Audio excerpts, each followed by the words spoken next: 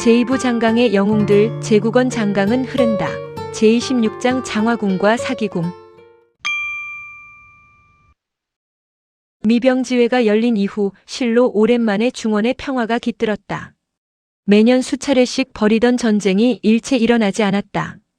그런데 앞서도 얘기했듯 미병지회를 주도한 사람은 군주가 아니라 각 나라의 귀족들이었다. 좀 더 정확하게 말하면 각 나라의 국정을 장악한 실력자들이었다. 실력자들이란 무엇을 말함인가? 두말할 나위 없이 실제로 일을 하는 사람들이었다. 실무자인 것이다. 예전에는 군주가 권력을 장악한 채 명을 내리고 실무자들은 그저 행동으로만 옮겼을 뿐이었는데 이제 군주는 제2선으로 물러난 셈이 되고 말았다. 이런 시대적 특성이 춘추시대 후기에 이르러 또 하나의 독특한 현상을 이루어냈다. 이른바 현상시대다. 이 무렵 각 나라마다 뛰어난 능력을 지닌 행정실무자들이 속속 출현했다. 그 대표적인 사람으로 제나라의 안영과 정나라의 자산을 꼽을 수 있다.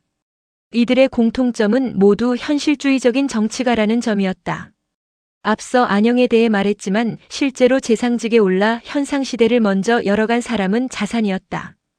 연도로 계산하면 자산이 안영보다 11년 먼저 재상에 취임하여 명성을 떨치기 시작했다. 그런데 안영도 그러했듯 자산 또한 정나라 재상에 오르기까지는 약간의 우여곡절이 있다. 이 무렵의 정나라 군주는 정강공이었다. 그런데 정나라도 다른 나라와 마찬가지로 귀족들이 국정을 장악하고 있었다. 그 주요 세력은 칠목이라고 불리는 정목공의 후손들이었다. 그들은 수시로 재상 자리를 노리고 암투를 벌였는데 이 무렵에는 양소라는 칠목 출신의 공족이 실권을 쥐고 있었다. 양소는 공자 거질의 손자였고 공손첩의 아들이었다. 자는 백유. 그런데 양소는 거만한 데다가 유달리 술을 좋아했다. 한번 마시기 시작하면 밤을 새우는 것이 예사였다.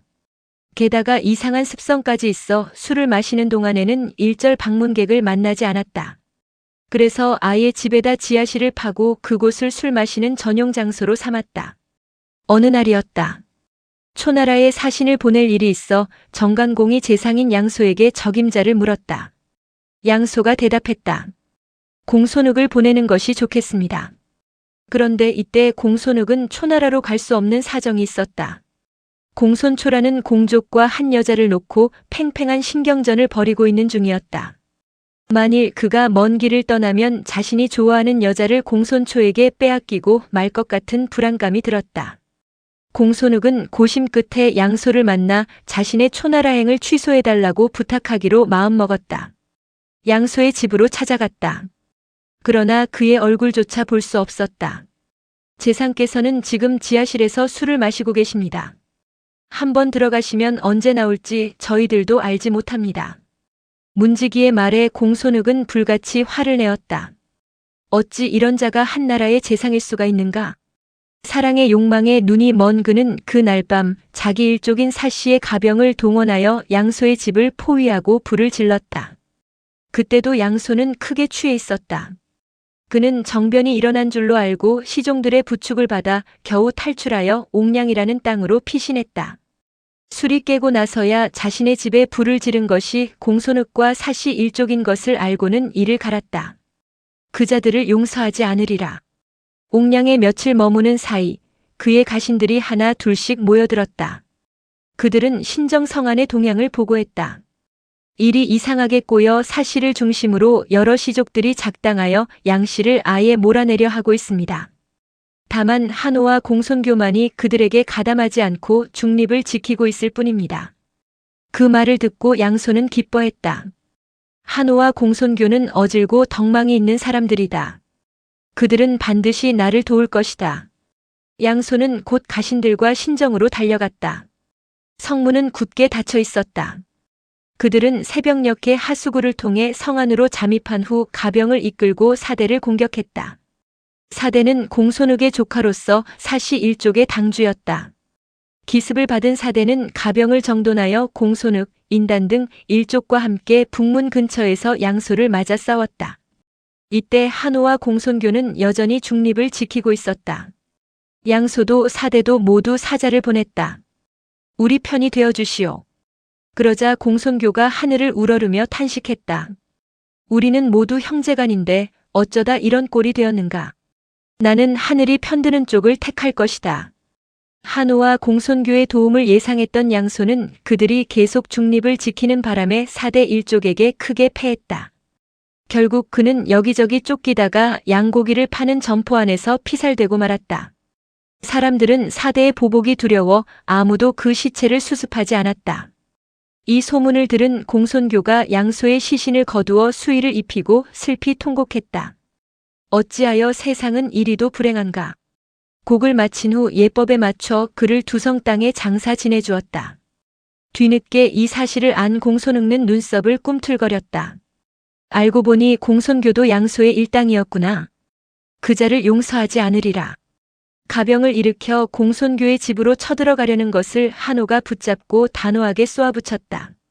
공손교가 양소를 장사 지낸 것은 죽은 사람에 대해 예를 행한 것뿐이요. 예를 잘 지킨 공손교를 치면 오히려 그대 꼴이 우스워질 것이요. 또 공손교는 인덕이 있는 사람이요. 정나라가 생존하려면 공손교가 있어야 하오. 그를 쳐서는 안 돼요. 공손욱은 한호의 기세에 눌려 슬그머니 칼을 놓았다. 재상인 양소가 죽었으므로 정관공은 칠목을 불러 누구를 후임자로 삼을 것인가를 의논했다. 사씨의 당주인 사대는 사람들이 자기를 천거하기를 바랐으나 아무도 그의 이름을 거론하지 않았다. 누군가가 말했다. 칠목 중에 가장 인망이 두텁고 윗대인 분은 자피 한호입니다. 자피에게 재상직을 맡기는 것이 좋겠습니다. 한호가 사양하며 다른 사람을 천거했다. 나는 모든 면에서 공손교보다 못합니다. 공손교에게 국정을 맡기면 나라가 안정될 것입니다. 반대하는 사람이 없었다. 정관공도 고개를 끄덕거렸다. 이로써 공손교가 정나라 재상 자리에 올랐다. 그가 바로 자산이다. BC 543년 제경공 5년 오나라 계찰이 제나라를 방문하여 안영과 고담준론을 주고받았던 다음해의 일이었다. 자산은 동방의 대성공자가 가장 존경했던 사람 중에 하나다. 논어의 공예장 편에 보면 공자가 자산에 대해 평한 말이 나와 있다. 그는 군자의 4가지 도를 모두 지닌 사람이었다. 행실에 있어서는 공손했고 윗사람을 섬김에 있어서는 공경했고 백성을 대함에 있어서는 은혜로웠으며 백성을 다스림에는 의로웠다. 대단한 찬사다. 또 사기정세가 편에 이런 기록이 있다. 공자가 일찍이 정나라를 지나다가 자산을 만난 적이 있었다. 그들은 형제처럼 친하게 지냈다. 후일 공자는 자산의 죽음 소식을 듣고 눈물을 흘리며 말했다. 자산이야말로 옛사람의 유풍을 이어받아 백성을 사랑했던 사람이다. 그러나 이 기록은 사마천의 착오일 수도 있다. 자산이 정나라 재상에 올라 바야흐로 선정을 펼치기 시작했을 때 공자는 9살의 어린 소년에 불과했기 때문이다. 만일 실제로 공자가 자산을 만나 교류했다면 이는 공자의 나이 20대 때였을 가능성이 높다. 왜냐하면 공자 나이 30세 되던 해 자산은 죽었기 때문이다. 공자는 청년 시절 이미 국외 여행을 했던 것일까? 어쨌거나 자산의 정치력은 매우 탁월했다. 그는 철저한 법치주의자였다. 모든 법을 성문화시킨 후 그것에 입각하여 나라를 다스렸다. 형정이라는 것도 만들었다. 형법의 조문을 청동솥에 새겨 넣은 것이다. 성문법의 효시다. 이렇듯 자산은 이현령 비현령식의 법조문을 없애고 일반 백성들의 억울함을 막아주었다. 그동안 덕치주의를 전통으로 삼아온 당시의 분위기에서는 상당히 이채로운 사상이라고 할 수 있었다. 뒷날 법치주의자의 대명사로 불리는 한비자는 바로 이 자산의 영향을 많이 받았다. 자산이 재상에 오른 후로 정나라는 변했다. 도성과 변방의 질서가 바로잡혔다. 공, 경, 대부, 사의 지위가 명확히 밝혀졌다. 각 독리마다 우물을 파 공동으로 책임지고 보호하는 법을 세웠고 이권의 독점과 사치를 방지했다. 백성들이 기뻐했음은 두말할 나위 없다. 어느덧 백성들 사이에서는 자산을 칭송하는 노래가 유행했다. 우리 아들, 딸을 자산이 가르쳐 주시네. 우리 논밭의 수확을 자산이 늘려주시네. 자산이 죽으면 누가 이것을 대신해 줄까? 어느 날이었다. 정나라 사람 하나가 신정성 북문 밖으로 나갔다가 죽은 양소를 만났다. 양소는 이를 갈며 말했다. 나는 참으로 원통하고 분하게 죽었다. 내가 기어코 사씨의 목숨을 빼앗으리라. 놀란 정나라 사람이 도로 성 안으로 들어와 이웃 사람들에게 말했다. 내가 길을 가다가 죽은 양소를 만났네. 이 소문은 삽시간에 신정시가지로 퍼져나갔고 여자들은 밤에 바람소리만 들려도 양소가 왔다고 비명을 질렀고 대낮에 나뭇가지가 흔들리기만 해도 양소가 온 모양이라고 부산을 떨어댔다. 그런지 얼마 안 되어 과연 공손욱이 목을 메어 자살했다. 며칠 후에는 사대와 인단이 급살병으로 죽었다. 백성들은 더욱 두려움에 온몸을 떨었다. 신정성이 뒤숭숭한 분위기에 휩싸이자 자산이 정강공을 찾아가 아뢰었다. 양소의 아들 양지에게 대부 벼슬을 잇게 하고 제사를 받들게 하십시오. 아울러 공자 가의 아들 공손설에게도 벼슬을 내리시고 그 아비의 제사를 정성껏 모시라고 하명하십시오. 정강공은 자산이 시키는 대로 했다. 그런데 이상했다. 그 후로 신정성 안에서는 양소 귀신에 관한 소문이 씻은 듯 사라진 것이었다. 공족 대부 중에 유길이란 사람이 있었다. 그가 자산을 찾아와 물었다.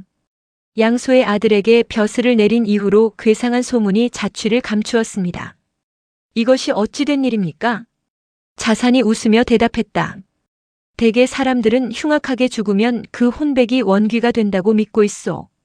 그래서 나는 양소의 아들에게 벼슬을 내리고 제사를 받들도록 하여 백성들에게 양소의 원한이 풀렸다는 것을 알리고자 했던 것이오. 그렇다면 양지에게만 벼슬을 내릴 것이지 어찌하여 공손설에게까지 벼슬을 내리셨습니까? 공손설의 아버지 공자가도 원한을 품고 죽었습니까? 그렇지는 않소.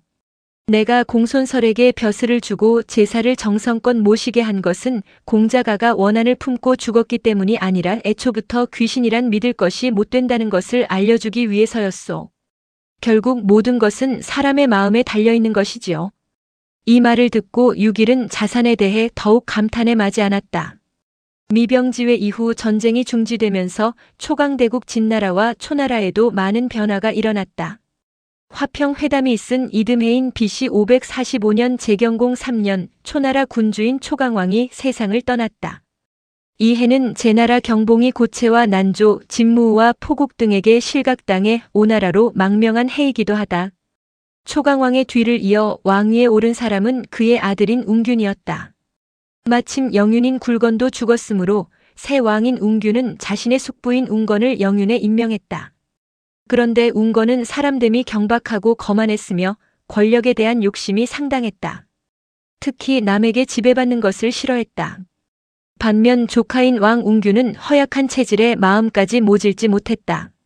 날이 갈수록 웅건은 왕 웅균을 깔보는 마음이 커졌다. 실제로 나라 일도 모두 그가 처리했다. 대부 원파와 오거가 그런 웅건을 옆에서 도왔다. 어느 날 웅건이 교회로 사냥을 나갔다. 그때 그는 자신의 수레에 초왕의 길을 꽂았다. 그들 일행이 우읍이란 곳에 당도했을 때 우읍의 지방관인 신무우가 그 왕길을 보았다. 그는 깜짝 놀라 웅건에게 충고했다. 왕과 신하는 엄연히 구별되어야 합니다. 영윤이 비록 높다고는 하지만 어찌 왕과 같을 수 있겠습니까? 속히 왕기를 뽑아 내게 맡기시오. 그러고는 재빨리 왕기를 뽑아 창고에 집어넣었다. 이 일이 있은 후 웅건의 기세는 약간 꺾였다. 그러나 속으로는 다른 결심을 하였다. 그렇군. 왕과 영윤은 큰 차이가 있다. 아예 내가 왕이 되자. 이때부터 웅건은 원파, 오거 등을 더욱 가까이 하며 기회가 오기만을 기다렸다. 웅균이 왕위에 오른 지 4년째 되던 해. 그들은 마침내 기회를 잡았다. 웅균이 병으로 자리에 누운 것이었다. 그때 영윤 웅건은 신복 부하 오거를 거느리고 정나라를 방문하던 중이었다. 정나라 국경을 지날 무렵 그들은 웅균이 병상에 누웠다는 소식을 들었다. 오거가 기쁜 얼굴로 말했다. 이보다 좋은 기회는 없습니다. 웅건은 오거의 말뜻을 알아들었다. 왕이 중병에 걸렸는데 어찌 내가 한가로이 타국을 방문할 수 있겠는가? 영윤 웅건은 즉시 수레를 돌려 본국으로 돌아갔다. 영성에 당도한 웅건은 궁 주변으로 군사를 배치하고 궁으로 들어갔다. 좌우 시종들에게 명한다. 왕에게 비밀리에 아랠 일이 있으니 모든 궁녀와 시관들은 잠시 물러가 있으라. 초왕 웅규는 병상에 누워 힘없이 눈을 감고 있었다. 방 안에는 영윤 웅건만 남았다. 웅건은 머리에 쓰고 있던 관액끈을 소리 없이 풀었다. 이상한 낌새를 눈치챘음인가. 초왕 웅균이 희미하게 눈을 떴다. 혼자 서 있는 웅건을 발견하고 물었다. 숙부께서는 정나라로 떠나시지 않았습니까? 어찌하여 여기 계시는 겁니까? 왕께서 아프시다기에 도로 돌아왔습니다. 고맙습니다만 나는 괜찮으니 어서 예정대로 나라 일을 보십시오. 사실은 왕께 긴히 드릴 말씀이 있습니다. 무엇이요? 왕께서는 이제 그만 이 세상을 하직해 주었으면 합니다. 그게 무슨 말? 웅균의 말이 채 끝나기도 전이었다. 웅건은 번개같이 달려들어 누워있는 웅균의 목을 관끈으로 올가매고는 힘껏 졸랐다. 초왕 웅균은 허우적거리다가 이윽고 두 손을 맥없이 아래로 떨어뜨렸다. 그때 옆방에서는 웅균의 아들인 공자막과 평화가 휴식을 취하고 있었다. 웅균을 목졸라 죽인 웅건은 곧바로 칼을 뽑아들고 그 방으로 들어갔다. 피곤에 지쳐 잠자고 있는 두 사람의 가슴을 차례로 찔렀다. 공자막과 평화는 소리 한 번 지르지 못하고 죽었다. 궁안은 발칵 뒤집혔다. 초왕 웅균의 동생인 웅비와 흑괭은 형과 조카들이 웅건에게 피살되었다는 말을 듣고 자신들에게도 화가 미칠까 두려워 영성을 탈출했다. 웅비는 진나라로 달아났고 흑괭은 정나라로 달아났다. 마침내 웅건은 궁정을 장악하고 스스로 왕위에 올랐다. 그가 초영왕이다. BC 541년 제경공 7년의 일이었다. 초영왕은 자신의 신복 부하 원파를 영윤으로 임명하고 정단을 우윤, 오거를 좌윤, 투성현을 교윤으로 삼았다. 이때 태제 백주리는 겹이라는 땅에 머물며 국경을 지키고 있었다. 초영왕은 백주리가 자신에게 복종하지 않을 것이라 생각하고 사람을 보내 그를 죽였다. 이어 죽은 웅균을 겹에서 장사 지냈다. 초영왕은 웅균에게 시호를 내리지 않았다. 그래서 사람들은 웅균을 부를 때 겹오라고 했다. 오는 시호를 받지 못한 왕에 대한 호칭이다. 태제 백주리의 후임으로는 원계강을 임명했고 장자녹으로 세자를 삼았다. 자신의 소원대로 왕위에 오른 초영왕은 모든 것을 제멋대로 했다. 마치 자신이 중원의 맹주인 것처럼 행동했다. 진나라의 사자를 보내어 진평공의 딸을 자신의 후궁으로 내줄 것을 요구했다. 이 무렵 진나라는 제상직을 맡았던 조무가 죽은 뒤였다. 새로이 한기가 제상직에 올랐으나 아직 내정을 장악하지 못한 상태였다. 초나라와의 충돌을 피한다는 명목하에 한기는 초영왕의 요구를 들어주었다. 진평공의 딸을 후궁으로 맞이한 초영왕은 더욱 기고만장했다. BC 538년 초영왕 3년 6월에는 초나라 신땅에서 제후들의 회합을 열었다. 그런데 이 회합에서 초영왕은 마음이 상했다. 정, 채, 허, 진나라 등 13개 나라의 제후들이 참석하긴 했으나 주요 나라들은 모습을 드러내지 않았기 때문이었다. 진나라를 비롯하여 제, 노, 위, 진, 위나라 등이 불참한 것이다. 복종하지 않는 나라는 친다. 초영왕은 회합에 참석한 약소국의 제후들에게 큰 소리를 쳤다. 실제로 그는 군대를 소집하여 출동 준비까지 마쳤다. 그러나 진, 제, 노, 위나라 등을 치게 되면 미병지회에서 맺은 조약을 깨는 일이 될 뿐 아니라 그들 연합군의 반격을 받을 가능성이 컸다. 초영왕은 고심했다. 좌윤오거가 초영왕의 마음을 읽고 안을 내었다. 오나라를 치십시오. 오나라는 초나라와 대대로 원수간이다. 뿐만 아니라 평화조약의 참가국도 아니었다. 더욱이 오나라 땅에는 제나라 제상을 지냈던 경봉이 머물러 있다. 그 경봉을 잡아 죽인다면 제나라를 우리 편으로 끌어들일 수도 있습니다. 미병지회의 맹약을 깨는 것도 아니므로 북방의 제후국들이 연합할 까닭도 없습니다. 묘책이다. 초영왕은 13개국 연합군을 거느리고 오나라 정벌에 나섰다. 국경 근처에 다다른 초영왕은 장수 굴신으로 하여금 경봉이 머물고 있는 주방 땅을 공격하게 했다. 굴신이 이끄는 선봉대의 공격은 맹렬했다. 그들은 포위한 지 열흘 만에 주방 땅을 점령하고 그곳 수장인 경봉을 사로잡았다. 계속 침공하려 했으나 그땐 오나라 방비가 탄탄하게 구축된 뒤였다. 굴신은 하는 수 없이 경봉만을 사로잡아 초영왕이 머물고 있는 본진으로 돌아왔다. 초영왕은 경봉을 공개 처형함으로써 자신의 위용을 여러 제후에게 자랑할 작정이었다. 경봉을 군막 앞으로 끌어내 무릎 꿇게 한 후 말했다. 너는 내가 시키는 대로 말하라. 모든 나라의 대부들이여. 나 경봉은 군주를 죽이고 어린 임금을 깔보았다. 여러분은 결코 나 같은 자와 어울려 맹세하는 어리석음을 범하지 말지어다. 이렇게 말하면 너를 편안히 죽게 하겠다. 그러자 경봉이 고개를 쳐들며 큰 소리로 외쳤다. 모든 나라의 제후들이여. 들으시라. 저기 앉아있는 저 웅거는 자기 조카를 죽이고 왕위를 빼앗은 놈이다. 군우들은 결코 저런 자와 어울려 맹약을 하는 어리석음을 범하지 말지어다. 이 말을 들은 여러 제후와 장수와 군사들은 입을 가리고 낄낄 웃어댔다. 초영왕은 당혹감을 감출 수가 없었다. 얼굴이 벌개져 군조를 향해 버럭 소리를 질렀다. 어서 저놈의 목을 쳐라. 경봉의 머리는 피를 쏟으며 땅에 굴러떨어졌다. 그해 겨울 오왕 여매가 군대를 일으켜 초나라 국경지대를 침범했다. 이것은 지난 여름 초군이 오나라 주방 땅을 친 것에 대한 복수였다. 오나라 여매는 극, 역마 등의 땅을 마음껏 유린하고 돌아갔다. 이듬해 여름 초영왕은 다시 오나라를 치리를 계획했다. 그러자 굴신이 간했다. 오나라는 강과 호수가 많아 공략하기가 힘듭니다. 좀 더 시일을 두고 만반의 준비를 갖춘 후에라야 성공을 거둘 수 있습니다. 초영왕은 오나라에 대해 화가 날 대로 나 있었다. 이놈이 무슨 소리를 하는 것인가? 굴신은 오나라의 마음을 두고 있음이 분명하다. 내 어찌 그런 자를 용납할 수 있으요? 그러고는 굴신을 참수형에 처했다. 초영왕은 새로이 오나라 정벌군을 편성했다. 태제 원계강을 장수로 삼아 수군을 거느리게 하였으며 자신은 친히 병차대를 거느리고 나의 땅으로 진격하였다. 아울러 월나라 윤상에게 사자를 보내 함께 오나라를 칠 것을 청했다. 월나라는 오나라와 견원지간이었다. 대부 상수과가 군대를 거느리고 나와 초군과 합류했다. 초월 연합군이 구성된 것이다. 그러나 오나라 군대의 전력은 그들의 예상보다 훨씬 강했다.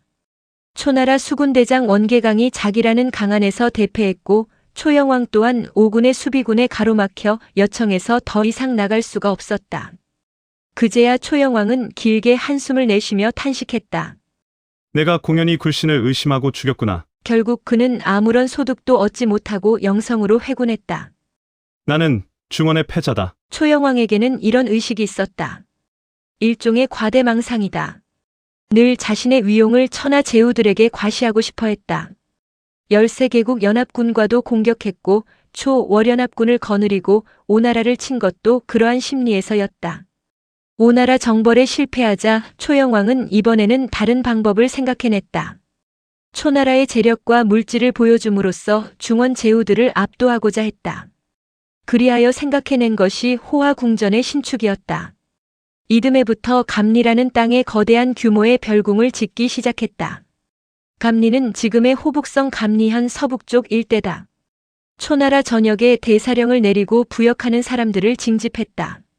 죄를 짓고 타국으로 도망친 사람들까지 일일이 소환했다. 수만 명의 부역자들이 별궁 신축에 동원되었다. 별궁은 그 다음 해인 BC 535년 초영왕 6년에 완공되었다. 초영왕은 이 궁의 이름을 장화궁이라 명명했다. 장화궁의 규모는 대단했다. 그 넓이가 40리에 달했고 한가운데 높은 대를 쌓아 사방 경치를 감상할 수 있게 하였다. 그 높이가 30인에 달했다. 이는 길이의 단위로 사람 한 키를 말한다. 160cm 정도를 말하며 30인이라면 대략 48m의 높이다. 이 고대가 곧 장화대다. 세상 사람들은 이 대를 삼유대라고도 불렀다. 너무나 높아 그 꼭대기까지 오르려면 누구나 3번은 쉬어야 오를 수 있다고 해서 이런 이름이 붙었다. 장화대를 중심으로 퍼져나간 궁실과 정자들은 하나같이 웅장하고 화려했다. 장화궁은 일명 세요궁이라고도 불리었다. 초영왕은 유달리 허리가 가는 여자를 좋아했다. 남자라도 허리가 굵은 사람은 가까이 하지 않았다. 장화궁이 낙성되자 초영왕은 허리가 가는 여인들만을 뽑아 그곳에 거처하게 했다. 그래서 세요궁이라는 별칭이 붙은 것이다. 궁녀들 중에는 초영왕에게 잘 보이기 위해 허리를 가늘게 하려는 여인들이 많았다. 음식을 조금밖에 먹지 않다가 급기야는 굶어 죽는 여자도 생겨났다. 가는 허리는 백성들 사이에서도 유행했다. 허리가 굵은 사람은 남자건 여자건 따돌림을 당했다. 이것은 문무백관도 마찬가지여서 궁으로 들어갈 때면 허리를 잔뜩 졸라매곤 했다. 이렇듯 다이어트는 이미 2500여 년 전에 초나라에서 유행한 바 있었다. 장화궁이 낙성되고 나서 얼마 지나지 않았을 때였다. 초영왕이 대에 올라가 음악을 들으며 잔치를 벌이는데 아래쪽에서 시끄러운 소리가 들려왔다. 잠시 후 장화궁 경비를 책임진 반자신이 한 관리를 잡아 끌고 올라왔다. 끌려온 사람은 우읍 지방관 신무우였다. 신무우라면 초영왕이 영윤으로 있던 시절 수레에 꽂은 왕기를 뽑아간 사람이 아니던가. 초영왕이 의아한 눈길로 바라보는데 반자신이 신무우를 잡아온 이유를 설명하며 청했다.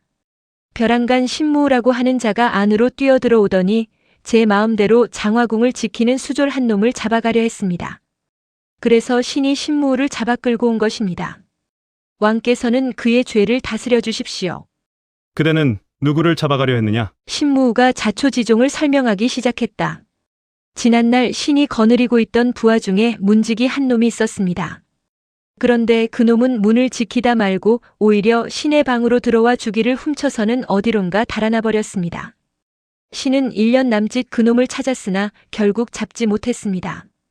그런 중에 장화궁 수졸 노릇을 하고 있다는 것을 알게 되었습니다. 그래서 얼른 달려와 그 놈을 잡으려 했던 것입니다. 듣고 보니 별일 아니었다. 초영왕이 손을 내저으며 말했다. 지나간 일이 아닌가. 그자가 이미 장화궁 수졸이 되었다고 하니 그대는 용서해 주는 것이 어떠한가? 신무우가 정색하고 다시 말했다. 예시에 이런 것이 있습니다. 넓은 하늘 아래 왕의 땅이 아닌 것이 없고 그 땅의 끝까지 왕의 신하 아닌 사람이 없도다. 대저 하늘에 10일이 있듯이 사람에게는 10등급이 있습니다. 그러므로 왕은 제후를 신하로 삼고 제후는 대부를 신하로 삼고 대부는 사를 거느리며 사는 조를 거느립니다. 또 조는 여를 아랫사람으로 삼고 여는 예를 부리며 예는 요를 부리고 요는 복을 부리며 복은 대를 부립니다. 이렇듯 윗사람은 아랫사람을 다스리고 아랫사람은 윗사람을 잘 섬겨 상하의 질서가 서야만 천하가 안정되는 법입니다.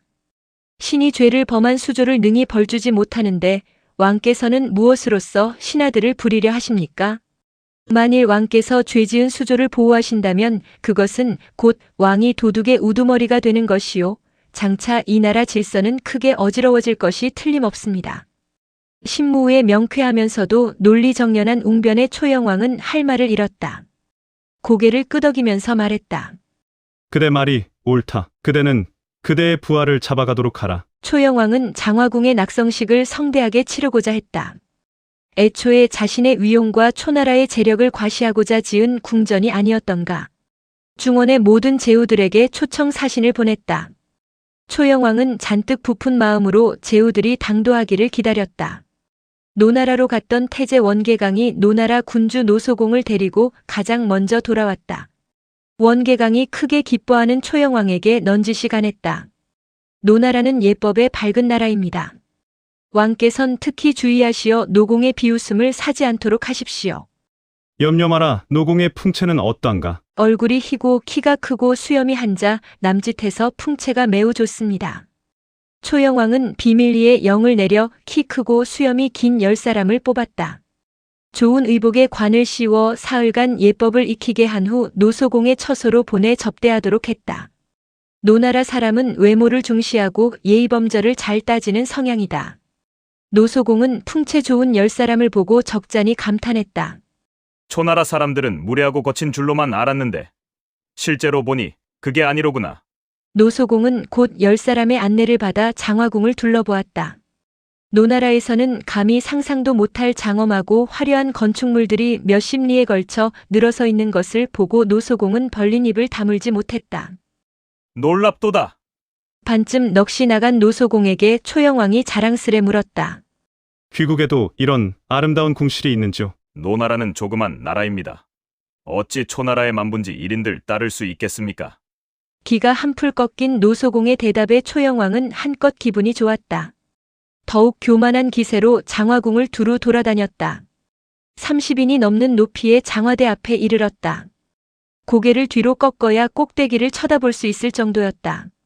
초영왕과 노소공은 한참을 걸어 올라가 장화대 꼭대기에 당도했다. 음악 소리가 일었다. 산의 진미가 상 위에 길게 놓여 있었다. 두 사람은 마주 앉아 술잔을 들었다. 바람이 불 때마다 향기가 은은히 풍겨왔다. 천상 세계에 와 있다는 생각이 들 정도였다. 술 한 잔에 시 한 수를 읊으니 정신이 황홀했다. 높은 데는 구름밖에 솟아있어. 고개를 들어 쳐다봐도 끝이 보이지 않는구나. 초목은 무성하여 산과 물이 한 가지 세기로다. 초영왕과 노소공은 크게 취했다. 서로 헤어질 때가 되었을 때 초영왕은 기분이 좋아 노소공에게 활을 하나 선물했다. 보기에도 예사롭지 않은 활이었다. 노소공이 물었다. 이것이 웬 활입니까? 이것은 대굴이라는 활입니다. 우리 초나라에서 가장 귀하게 여기는 보궁이지요. 우리나라를 방문한 노공에게 특별히 이 보물을 드리겠습니다. 다음 날이었다. 술에서 깨어난 초영왕은 대굴궁을 노소공에게 선물한 것을 기억해내곤 속으로 후회했다. 내가 공연한 호기를 부렸구나. 태제 원계강을 불러 하소연했다. 내가 어제 취한 김에 우리나라 최고의 보물인 대굴궁을 노공에게 주고 말았소. 너무도 아깝고 후회스럽소. 어떻게 돌려받을 수 있는 묘안이 없겠소? 원계강이 빙그레 웃으며 대답했다. 왕께서는 너무 심려하지 마십시오. 신이 그 보궁을 다시 찾아드리겠습니다. 그 길로 원계강은 노소공이 머물고 있는 공관으로 갔다. 시치미를 떼고 물었다. 군우께서는 어제 즐거이 지내셨습니까? 초왕의 환대에 몸둘 바를 모를 정도였습니다. 더욱이 선물까지 받았으니 이를 어떻게 보답해야 할는지요. 무슨 선물을 받으셨습니까? 대굴이라고 하는 활이요. 그러자 원계강은 벼란간 몸을 일으켜 절을 2번 올렸다. 축하옵니다. 노소공은 어리둥절했다. 활 하나를 받았는데 야단스레 축하까지 할 필요가 무엇 있소? 그렇지 않습니다. 그 활로 말할 것 같으면 천하의 이름 높은 대굴이라는 보궁입니다. 지난날 제, 진, 월 세 나라가 우리나라에서 신을 보내어 누차 대굴을 달라고 청했으나 우리 왕께서는 끝내 그 보물을 내주지 않으셨습니다. 그러한 보물을 군우께서 받으셨으니 어찌 축하할 일이 아닐 수 있습니까? 이제 앞으로 제 나라나 진, 월나라가 대굴을 탐내어 노나라를 엿볼 것입니다. 모쪼록 군우께서는 방비를 튼튼히 하시어 그 보물을 깊이 간직하십시오. 이 말을 듣자 노소공은 언짢은 듯 자리를 차며 일어났다. 과인은 이 활이 그런 보배인 줄 몰랐소. 우리나라는 이런 보물을 지킬 능력이 없소. 공연히 나라의 우환거리만 될 뿐이오. 나는 이것이 필요 없으니 그대가 도로 가져가시오. 그러고는 대굴을 내주어 초영왕에게 돌려주도록 했다. 며칠 후 노소공은 노나라로 돌아갔다. 그 뒤로는 그 어느 나라도 장화궁 낙성식에 축하 사절을 보내지 않았다. 뒤늦게 초영왕과 노소공 사이에 있었던 일을 전해 들은 좌윤옥원은 길게 한숨을 내쉬며 탄식했다. 아, 우리 왕은 성공할 사람이 못 되는구나. 장화궁 낙성식에 모든 제후를 초빙했건만 아무도 오지 않고 겨우 노공만 왔을 뿐인데 그까짓 활 하나를 아껴서 신용을 잃다니. 가련한 일이로다. 남에게 자기 것을 줄 모르는 사람은 반드시 남에게 자기 것을 뺏기는 법이다. 뺏길 뿐만 아니라 원망까지 산다. 그런 좁은 소견으로 어찌 천하 일을 도모하리요. 우리 왕의 앞날이 걱정이로다. 진나라는 초나라와 더불어 중원을 남북으로 양분하고 있는 초강대국이었다. 그런 만큼 자긍심도 대단했다. 초나라의 맹주 지위를 빼앗기지 않으려고 부단히 애를 썼다. 초영왕이 장화궁을 짓고 초나라의 위용을 만천하에 뽐내고 있다는 소문은 진나라에도 전해졌다. 진평공의 눈이 반짝였다. 우리 진나라가 남만보다 못할 까닭이 없지 않는가? 이 말은 자기도 장화궁에 버금가는 궁전을 짓겠다는 뜻이었다. 진나라 최고의 현자라 일컬어지는 대부 양설일이 진평공의 마음을 눈치채고 간했다. 패자는 덕으로서 제후들을 거느릴 뿐 화려한 궁전으로 다스리는 것이 아닙니다. 이번에 초나라가 장화궁을 지은 것은 스스로 덕망을 깎아내리는 행위일 뿐입니다. 조금도 본받거나 부러워할 일이 아닙니다. 그러나 진평공은 이미 마음을 굳혔다. 명을 내려 고국의 분숫가에 크고 화려한 궁전을 짓기 시작했다. 공실의 재산을 쏟아붓다시피 했고 수많은 사람들이 부역으로 동원되었다. 궁전은 곧 완공되었다. 크기는 장화궁에 미치지 못하지만 정교하고 아름답기는 장화궁보다 월등했다. 사기궁. 사뿔 없는 범은 전설 속의 동물인데 호랑이를 닮았다. 사기는 호랑이처럼 천하를 노려본다는 뜻. 사기궁의 위치는 여전히 논란이 있지만 현재 특정 지역을 발굴 중에 있다고 함. 진평공은 궁전의 이름을 이렇게 붙였다. 이어 초영왕과 똑같이 중원의 여러 나라 제후들을 초빙하여 낙성식을 가지려 했다. 중원 제후들은 진나라의 화려한 궁실이 섰다는 통지를 받고 웃지 않는 자가 없었다. 그러나 중원에 대한 진나라의 영향력은 아직 쇠퇴하지 않았다. 초나라 때와는 달리 앞다투어 축하 사신을 보냈다. 정간공과 위영공은 군위에 오른 이후 아직 진평공과 대면하지 못했다. 그래서 이번 기회에 직접 진나라를 방문하여 친교를 맺으리라 마음먹었다. 위영공이 먼저 진나라를 향해 출발했다. 그들 일행이 복수가에 이르렀을 때였다. 해는 이미 서산으로 넘어가고 사방이 어두워졌다. 강변에 마련된 역사로 들어가 하룻밤 자고 가기로 했다. 그날 밤이었다. 위영공은 잠이 오질 않았다. 어느새 삼경이 넘었다. 어디선가 희미한 소리가 들려오기 시작했다. 위영공은 자리에서 일어나 귀를 기울였다. 북소리와 검은고가 어우러지는 소리였다. 희미하긴 했지만 곡조만은 분별할 수 있었다. 위영공은 음악에 취미가 많았다. 웬만한 곡조는 다 들어보았다. 그런데 이상했다. 지금 들려오는 곡조는 전혀 들어본 적이 없는 새로운 곡이었다.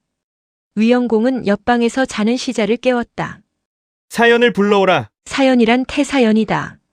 위나라 악사장으로 음악에 상당한 조예를 가진 사람이었다. 종종 새로운 곡을 짓기도 했다. 음악을 좋아하는 위영공은 그런 사연을 총애하여 늘 데리고 다녔다. 사연이 왔을 때에도 북소리와 검은고 소리는 계속 들려오고 있었다. 위영공이 말했다. 그대는 저 음악 소리를 자세히 들어보라. 나는 어떤 곡인지를 알지 못하겠다. 사연은 그 곡조에 귀를 기울였다. 한참 뒤에야 음악 소리는 끝났다. 사연이 말했다. 신도 처음 들어보는 음악입니다. 참 좋은 곡조로다. 그대는 저 곡을 연주할 수 있겠는가? 대략은 기억했습니다만 처음부터 듣지 않아 완전하지가 않습니다. 바라건대 내일 하루만 더 이곳에 머물렀으면 합니다. 그러면 신이 능히 저 곡조를 기억하겠습니다. 다음 날 위영공은 길을 떠나지 않고 그 역사에서 밤을 맞이했다. 자정 무렵이 되자 또 음악이 들려오기 시작했다. 사연은 그 곡조에 맞춰 검은고를 탔다. 음악 소리가 끝났을 때 사연은 완전히 그 곡조를 익혔다. 위영공 일행은 길을 떠나 며칠 후 진나라 강성으로 들어갔다. 진평공은 반가이 맞이한 후 분숫가로 나가 사기궁에서 잔치를 베풀었다. 술이 얼큰이 취했을 때 진평공이 물었다. 듣자 하니 위나라에 사연이라는 악사가 있어 곧잘 새로운 곡을 만든다고 하는데 이공께서는 이번에 금영인을 데리고 오셨는지요? 예. 젖들에 와 있습니다. 잘 되었습니다. 과인을 위해 사연을 이 자리에 불러주실 수는 없겠습니까? 위영공은 사연을 궁대 위로 올라오게 했다. 동시에 진평공은 진나라 음악의 명인인 장님 악사사광을 불러들였다. 이로써 당대를 대표하는 음악의 천재 두 사람이 한자리에 모였다. 진평공이 흐뭇한 눈길로 사연을 향해 물었다. 요사이 새로 지은 곡이 있는가? 신이 지은 것은 아니었고 이번에 강성으로 오다가 도중에 들은 곡조가 있습니다. 검은고를 내주시면 그 곡조를 연주에 올리겠습니다. 진평공은 시자를 시켜 오동나무로 만든 검은고를 사연에게 갖다 주었다. 사연은 검은고 줄 소리를 가늠한 뒤 복수 강변에서 들었던 곡을 연주하기 시작했다. 검은고 소리가 몇 번 일자 진평공의 얼굴에 경탄의 기색이 서렸다. 묘하도다. 그 곡조여. 그때였다. 사연의 곁에 앉아있던 장님 악사사광이 벼란간 검은고를 손으로 덮으며 외치듯 말했다. 중지하십시오. 이것은 나라를 망치는 곡조입니다. 이곳에서 연주해서는 안 됩니다. 모든 사람이 의아해하는 중에 진평공이 물었다. 그것이 무슨 소리인가? 사광이 대답했다. 은나라 말년에 사연이라는 악사가 있었습니다. 사연은 주왕을 위해 곡 하나를 작곡했다. 그런데 그 곡이 어찌나 아름답고 슬픈지 주왕은 나라일을 돌보는 대신 늘 그 음악을 들으며 시름을 잊었다. 그 뒤 주무왕이 주왕을 쳐서 은나라를 멸망시켰다. 그래서 세상 사람들은 그 곡을 망국의 곡이라 불렀다. 그때 사연은 검은 고를 품에 안고 동쪽으로 달아나다가 복수에 이르러 몸을 던져 자살했다. 이후로 복수 물속에서는 이따금씩 망국의 곡이 들려온다고 하는데 지금 위나라 사연이 연주한 곡은 바로 그 망국의 곡입니다. 어찌 이런 자리에서 그런 불길한 곡을 들을 수 있겠습니까? 진평공이 고개를 저으며 말했다. 전대의 음악을 듣는다고 해서 나쁠 것이 무엇이 있겠는가? 더욱이 나는 새로운 곡조를 좋아한다. 사연은 과인을 위해서라도 그 곡조를 끝까지 연주해보라. 사광의 만류에도 불구하고 진평공은 고집을 피웠다. 위나라 사연은 어쩔 수 없이 계속 그 곡을 연주했다. 그 음색과 음률은 미묘해서 호소하는 듯 하기도 했고 흐느껴 우는 것 같기도 했다. 연주가 끝나자 진평공은 흡족한 표정을 지으며 사광에게 물었다. 이 곡조는 무슨 조인가? 청상조라고 합니다. 그렇다면 곡조 중에 청상조가 가장 슬픈 곡인가? 그렇지는 않습니다. 청상조가 슬프기는 하나 청징조보다는 못합니다. 청징조를 한번 들어볼 수 있겠는가? 안 됩니다. 예부터 청징조는 덕이 있는 임금이라야만 들을 수 있습니다. 지금 주공께선 덕이 옛 임금보다 못하니 그 곡조를 들으실 수 없습니다. 진평공은 기분이 상했으나 내색하지 않고 졸랐다. 나는 그저 새로운 곡을 듣고 싶을 뿐이다. 그대는 사양 말고 한번 연주해보라. 사광은 어쩔 수 없이 검은 고를 무릎 위에 올려놓았다. 손으로 줄을 퉁기기 시작했다. 이내 절묘한 음색이 사방으로 울려 퍼졌다. 음악이 시작된 지 얼마 안 되어 남쪽으로부터 한때의 현악이 날아와 사기궁 지붕 위에 앉았다. 모두 8쌍이었다. 연주가 계속됨에 따라 학들은 공중으로 날아올랐다. 이번에는 축대의 섬돌 밑으로 내려와 좌우로 4쌍씩 늘어섰다. 목을 길게 늘이고 날개를 펴 음악에 맞추어 춤을 추기 시작했다. 진평공은 자신도 모르게 손뼉을 치며 감탄을 했다. 좌중의 사람들도 모두 감동을 억제할 수 없었다.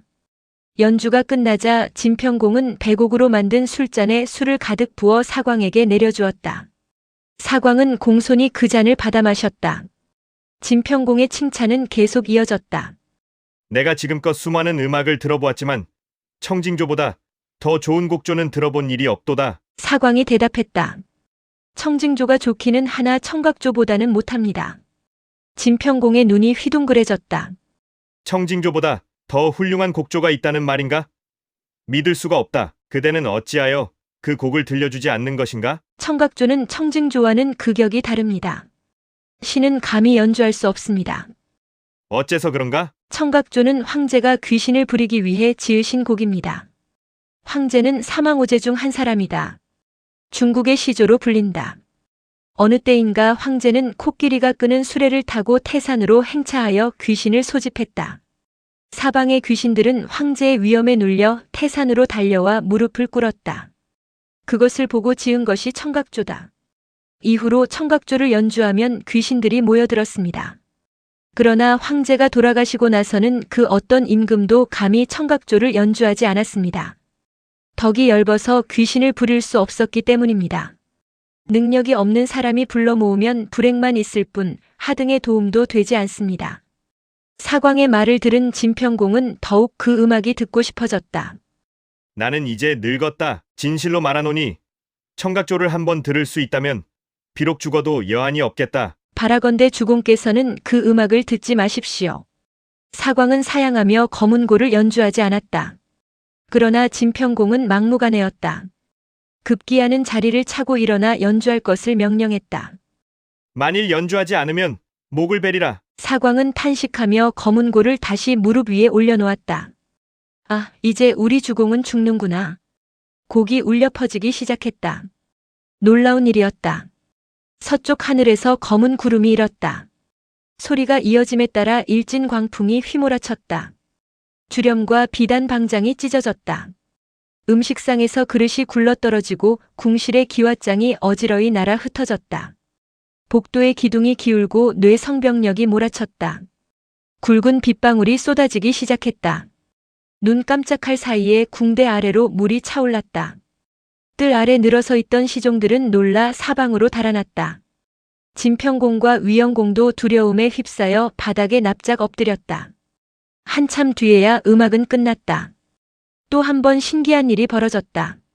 지금까지의 소란이 거짓말처럼 사라진 것이었다. 비도 그치고 바람도 잦아들었다. 그제야 시종들이 다시 모여들고 숨었던 신하들도 모습을 드러냈다. 진평공과 위영공은 길게 숨을 내쉬며 상체를 일으켰다. 더 이상 잔치를 이어나갈 흥취가 사라졌다. 그렇게 그날의 연회는 끝났다. 그날 밤이었다. 진평공은 잠자리에 누웠으나 아직도 놀란 가슴이 가라앉지 않았다. 겨우 잠이 들었다. 꿈을 꾸었다. 이상하게 생긴 괴물이 침실 문을 열고 들어왔다. 빛깔은 누렇고 크기는 수레바퀴만 했다. 모양은 자라처럼 생겼다. 앞에 발이 2개 달리고 뒤에는 하나만 달렸다. 그런데 그 괴물이 발을 내디디는 곳마다 물이 펑펑 솟아났다. 진평공은 외마디 비명을 지르며 눈을 떴다.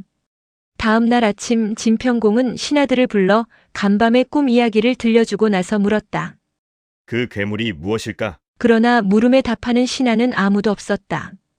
진나라 제1의 현자 양설일도 고개만 갸웃거릴 뿐이었다. 그때 공관을 책임진 관리가 들어와 보고했다. 정나라 군주께서 지금 막 공관에 드셨습니다. 진평공은 정강공을 영접할 몸 상태가 아니었다. 양설이를 불러 분부했다. 아무래도 과인은 정공을 만날 수 없을 것 같소. 그대가 공관으로 나가 정공을 예로써 영접하시오. 궁을 나오며 양설일이 좌우 동료들에게 말했다. 이제 주공의 꿈을 해몽할 수 있게 되었소. 어떻게 해몽할 수 있단 말이오? 듣자 하니 정나라 재상 자사는 아는 것이 많은 사람이라 하오. 이번에 정공을 모시고 함께 왔다고 하니 공관에 나가 꿈 이야기를 들려주면 자사는 분명히 그 꿈을 해몽해 줄 것이오. 양설일은 공관으로 나갔다. 그는 진평공이 아파 친히 영접할 수 없는 사정을 말하고 정간공을 극진히 대접했다. 다음 날 정간공은 진평공과 대면하기가 어렵다는 것을 알고 수행신하인 자산만을 남겨두고 본국으로 돌아갔다. 위영공도 사광의 음악을 듣고 나서 크게 놀란 나머지 몸이 편치 못했다. 정간공과 함께 귀국길에 올랐다. 정나라 재상 자사는 진나라와 우호를 다지기 위해 공관에 남았다.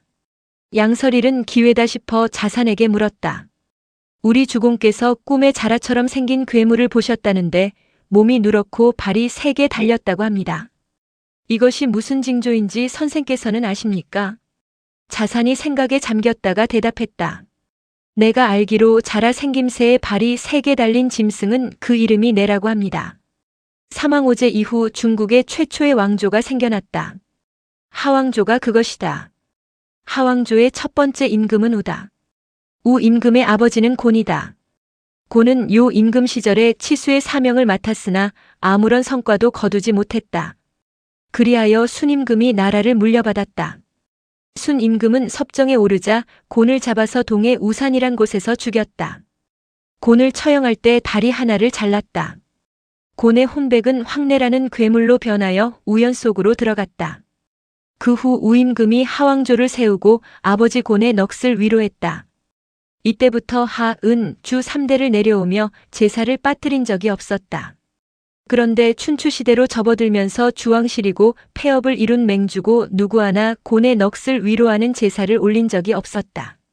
지금 천하 패권을 잡고 있는 나라는 진입니다. 그런데 귀국 군우께선 언제 한번 그런 제사를 지낸 적이 있습니까? 황내가 노하는 것은 당연하지요. 양설일은 자산에게 들은 말을 진평공에게 아뢰었다. 진평공은 다시 한번 후회했다. 내가 공연히 사광을 졸라 귀신을 불러들였구나. 그는 재상 한기와 의논하여 강성교회에서 곤의 넋을 위로하는 제사를 올렸다. 과연 그 뒤로 진평공의 병은 약간 차도가 있었다. 정나라 자산은 참으로 박물군자로다. 진평공은 자산을 칭찬한 후 불러들여 거나라가 공물로 바쳤던 솥 하나를 하사했다. 자산이 귀국하기 위해 강성을 떠나던 날 양설일에게 주의를 주었다. 귀국 군우께서 백성을 사랑하지 않고 초나라를 모방하여 사치스런 궁전을 지었으니 이미 소견이 막혔소. 그것이 병의 진짜 원인이외다. 이번에 황내에게 제사를 지낸 것은 임시방편으로 잠시 군우의 마음을 안정시킨 것에 불과하오. 다시 도지는 날에는 어쩔 도리가 없소. 그러니 그대는 군우께 백성을 사랑하는 마음을 잃지 않도록 잘 일깨워 주어야 할 것이오. 자산이 떠나가고 나서 얼마 후의 일이었다. 한 나그네가 새벽에 위유라는 땅을 지나갔다. 위유는 지금의 산서성 유차현 근방이다. 산을 넘어 내려가는데 산 아래쪽에서 웅성거리는 소리가 들려왔다. 내용은 확실치 않았으나 나라일을 걱정하는 얘기가 분명했다. 나그네는 소리가 나는 곳으로 가보았다. 그런데 괴이했다. 사람은 보이지 않고 다만 돌 무더기 여러 개가 놓여 있을 뿐이었다. 웅성거리는 소리는 바로 그 돌 무더기 속에서 들려오고 있었다. 나그네는 기겁하여 산 아래 마을로 뛰어내려갔다. 마을 사람들이 나그네의 이야기를 듣고 별일 아니라는 듯 말했다. 우리는 얼마 전부터 돌 무더기 속에서 사람 소리가 들려온다는 것을 알고 있었소. 하지만 이유를 알 수 없어 그냥 지내고 있을 뿐이요. 해는 없으니 너무 놀랄 필요 없소. 이 소문이 강성 안에까지 퍼졌다. 진평공이 장님 악사 사광을 불러 물었다. 돌이 어째서 말을 할 수 있을까? 사광이 대답했다. 돌이 어찌 사람 말을 할 수 있겠습니까? 그것은 귀신이 돌에 붙었기 때문입니다. 대저 귀신이란 백성에 의지합니다. 그러므로 백성이 원망을 품으면 귀신들도 불안해집니다. 귀신이 불안하면 요기가 일어납니다. 지금 주공께서는 호사스러운 궁전을 지어 백성들의 재력을 고갈시켜버렸습니다. 돌 무더기는 바로 이 원한을 말했을 것입니다. 진평공은 머쓱하여 아무 말도 하지 못했다. 사광이 진평공에게 간언했다는 말을 들은 양설일은 하늘을 우러르며 혼자 탄식했다. 사광은 군자다. 군자의 말은 진실하다. 그러므로 무슨 말을 하든 타인의 원망이 그 몸에 미치지 않는다. 반면 소인의 말은 진실하지 못하다. 그러므로 말을 하면 타인의 원망이 그 몸에 미치게 되는 것이다. 나는 이런 시를 알고 있다. 슬프도다. 소인의 말이여 그 말 입에서 떨어지기도 전에 그 몸 병들게 하는구나. 행복하도다 군자의 말이여 그 말 무르르듯 흘러나와 그 몸 편안케 하는구나.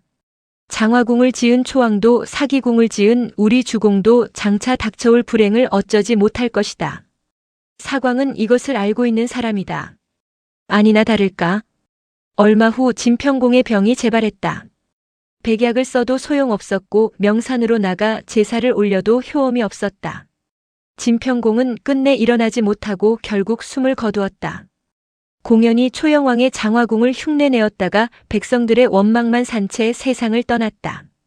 제위 26년. 나라는 피폐할 대로 피폐해졌다. 진나라는 이때부터 망국의 길로 접어들었다고 볼 수 있다. 진평공에 이어 세자 이가 군위에 올랐다. 그가 진소공이다. BC 532년의 일이었다.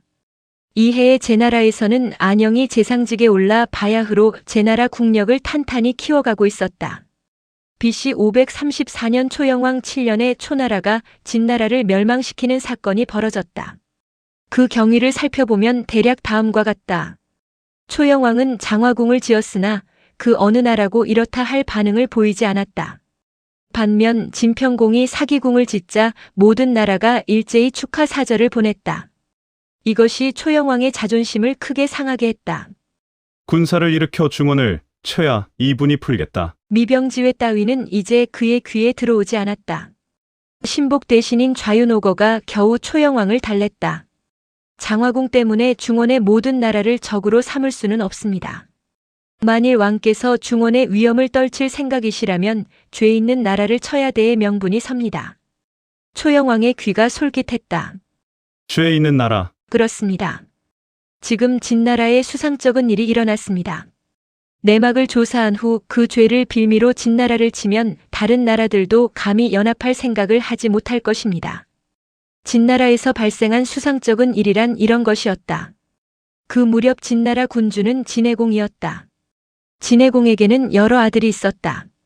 정의 소생인 세자 언사와 둘째 부인의 소생 공자 유 그리고 셋째 부인이 낳은 공자 승이 바로 그들이었다.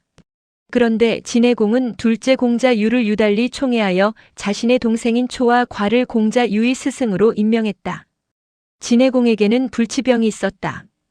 병이 점점 깊어지자 공자초와 관은 딴 마음을 품었다.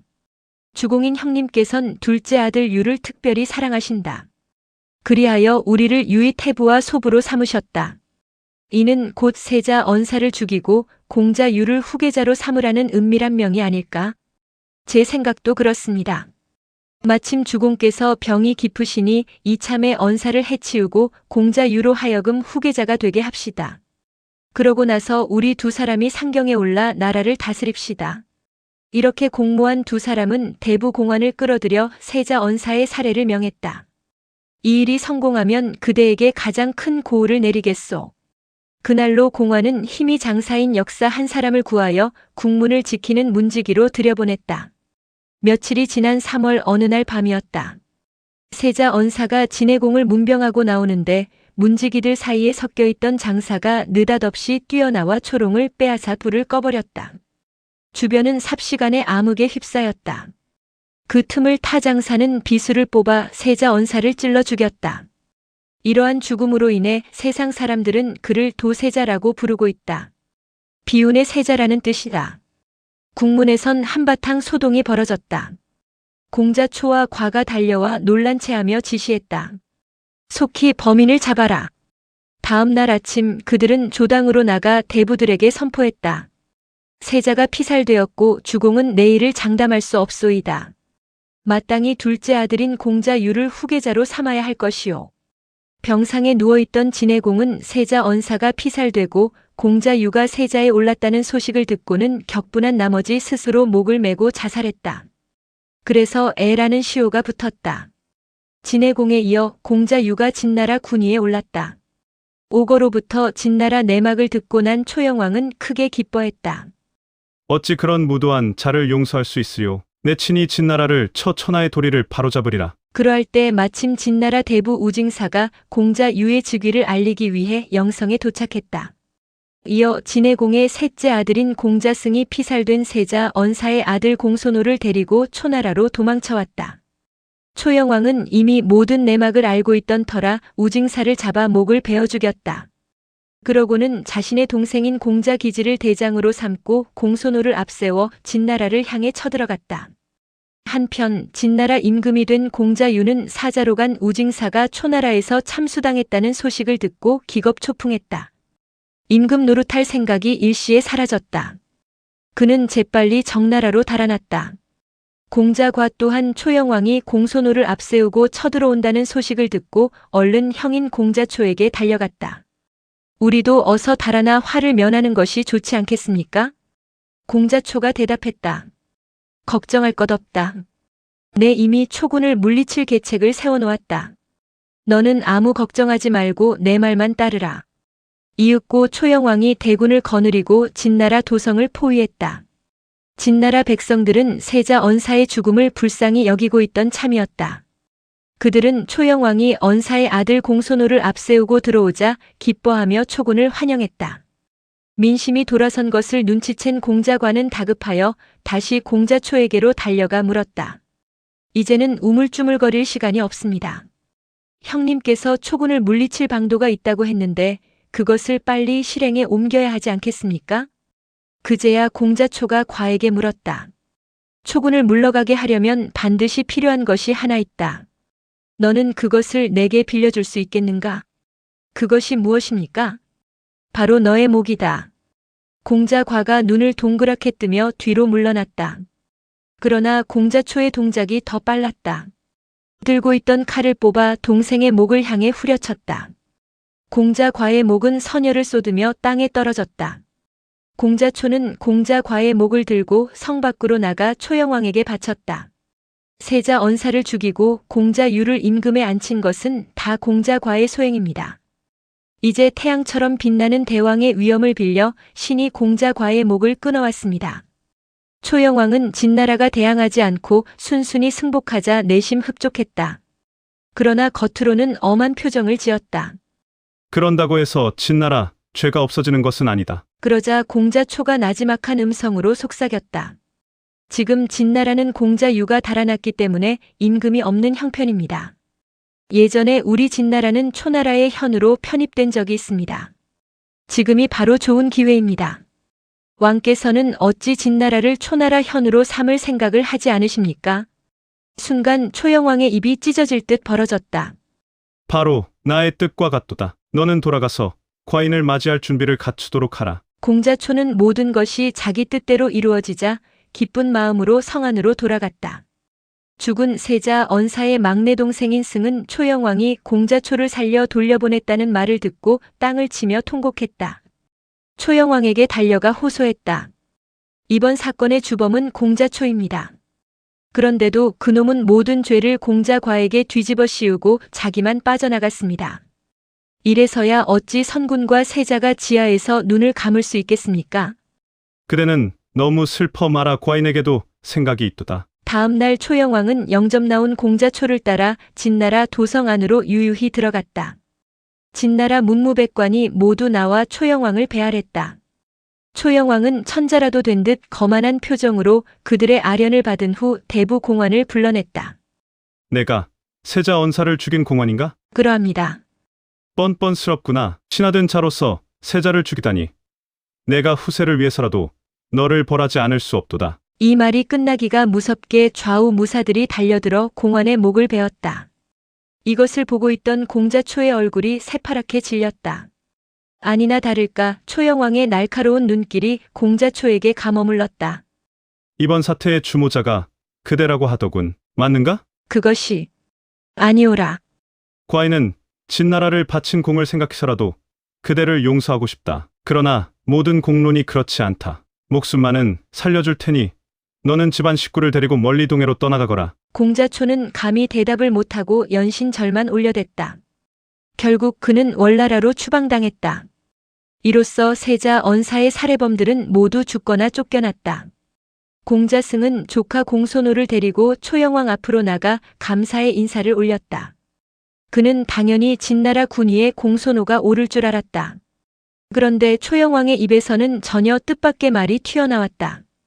나는 본래 공손호를 진나라 임금으로 세울 작정이었다. 그런데 이곳에 와서 보니 공자초와 과의 일당이 아직도 많이 남아있다. 나는 공손호가 그들에게 해를 당하는 것을 보고 싶지 않다. 그러니 공손호는 잠시 초나라에 가 살도록 하라. 이곳은 당분간 나의 신하가 다스릴 것이다. 그러고는 종묘를 허물고 진나라 모든 땅을 초나라 현으로 편입시켜 진현으로 삼았다.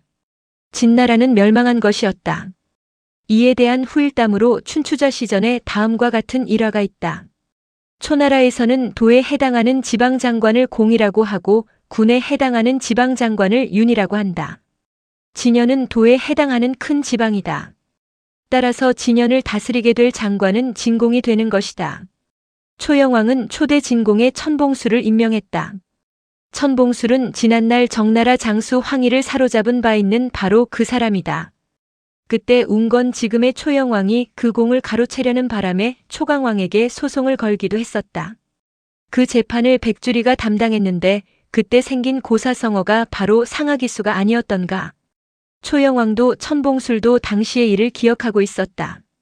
진공 취임석상에 서였다. 초영왕이 천봉술을 불러 술잔을 내리며 말했다.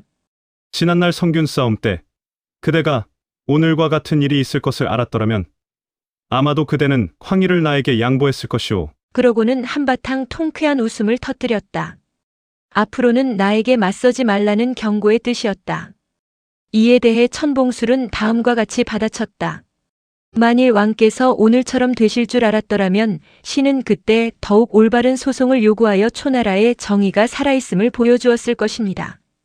천봉술이라는 사람의 인품을 알 수 있는 대목이다. 사마천의 사기는 약간 다르다. 초대 진공에 초영왕의 막내 동생인 공자 기질이 임명된 것으로 기록되어 있다. 천봉술은 아예 등장하지도 않는다. 또한 세자 언사의 아들 공손호가 초나라로 도망치지 않고 진나라로 망명했다고 되어 있다. 3년 후 초영왕은 또 채나라를 멸망시켜 채연으로 삼아 초대 제공으로 공자 기질을 임명하는데 사마천은 이때의 일을 진나라 일과 착각한 것은 아닐까? 또 진나라 멸망과 연관된 일화 중 이런 이야기도 전해온다. 진나라 세자 인사의 스승으로 태부 추호라는 사람이 있었다. 추호는 본시 노나라 사람이었다. 결혼한 지 닷새 만에 어머니와 아내에게 말했다. 사나이 대장부로 언제까지 이렇게 지낼 수 없습니다. 타국애가 출세를 하고 돌아오겠습니다. 추호는 청혼의 뜻을 품고 집을 떠났다. 진나라로 건너와 벼슬을 지냈다. 그는 열심히 일하여 마침내 세자 언사의 스승자리에 올랐다. 호언한 대로 성공했다고 할 수 있다. 그런데 운도 어지간히 나빴다. 세자 언사가 공자 초와 과의 일당에 의해 살해된 것이다. 그는 신변의 위험을 느끼고 재빨리 성문을 빠져나와 자기 고향으로 도망쳤다. 국경을 넘어 노나라 땅으로 들어섰다. 고향 가까이 이르렀을 때였다. 뽕나무 밭에서 아름다운 여인 하나가 뽕잎을 따고 있었다. 나이는 30이 넘었을까 말까였다. 추호는 외진 곳에서 아름다운 여인을 보자 음탕한 마음이 들었다. 수레에서 내려 여인에게 다가가 수작을 걸었다. 나는 진나라에서 높은 관직에 있었던 사람입니다.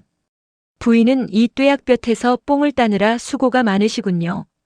그렇게 땀 흘리며 고생하지 말고 잠시 서늘한 뽕나무 그늘 속으로 들어가 나와 더불어 쉬는 것이 어떻겠소? 그러나 여인은 들은 채도 하지 않았다.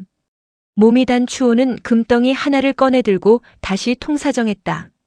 부인이 그토록 열심히 일하는 것은 결국 비단을 얻기 위함이 아니오. 부인 같은 사람이 나같이 높은 사람을 만나기도 어려울 것이오. 내가 뽕잎 대신 이 금덩이를 줄 터이니 나와 놀아봅시다. 그러자 여인이 싸늘한 어조로 추호에게 쏘아붙였다.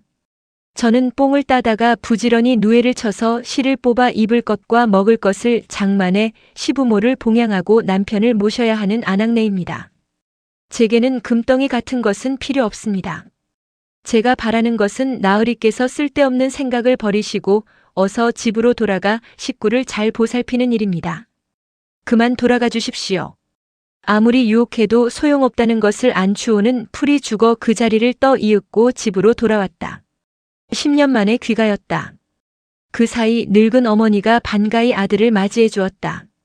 그동안 얼마나 고생이 많으셨습니까?